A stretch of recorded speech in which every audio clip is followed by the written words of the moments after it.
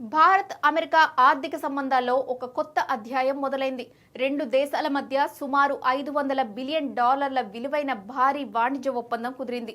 Modi Trump ప్రభుత్వాల మధ్య జరిగిన ఈ చర్చల ఫలితంగా భారతీయ ఎగుమతిదారులకు అద్భుతమైన అవకాశాలు రాబోతున్నాయి.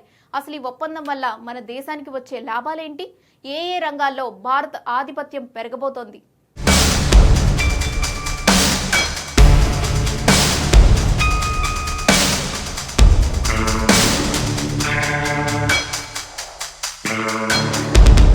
ఈ ఒప్పందంలో అన్నిటికంటే ముఖ్యమైనది ఫార్మాస్యూటికల్స్. అమెరికాకు జనరిక్ మందులను సరఫరా చేయడంలో భారత్ ఇప్పటికే అగ్రస్థానంలో ఉంది. తాజా ఒప్పందం ప్రకారం భారతీయ జనరిక్ మందులు, ఇతర ఫార్మా ఉత్పత్తులపై అమెరికా తన సుంకాలను తొలగించనుంది. దీనివల్ల భారతీయ ఔషధ కంపెనీలకు అమెరికా మార్కెట్లో మరింత సులభంగా ప్రవేశం దొరుకుతుంది. ఇక రెండో ప్రధాన అంశం ఆభరణాలు, విమాన విడిభాగాలు.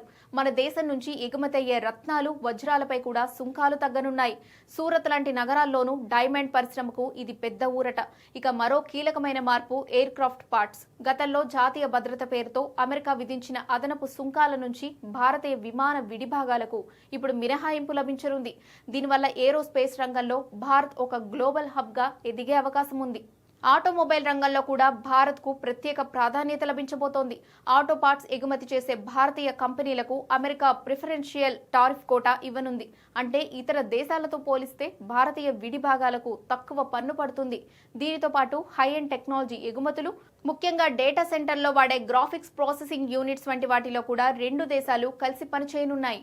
ఈ ఒప్పందం కేవలం వస్తువుల క్రయ విక్రయాలకే పరిమితం కాదు. ఇది చైనా వంటి దేశాలపై ఆధారపడడాన్ని తగ్గించి భారత్, అమెరికా మధ్య ఒక బలమైన సప్లై చైన్ వ్యవస్థను నిర్మించడం కోసం ఉద్దేశించినది.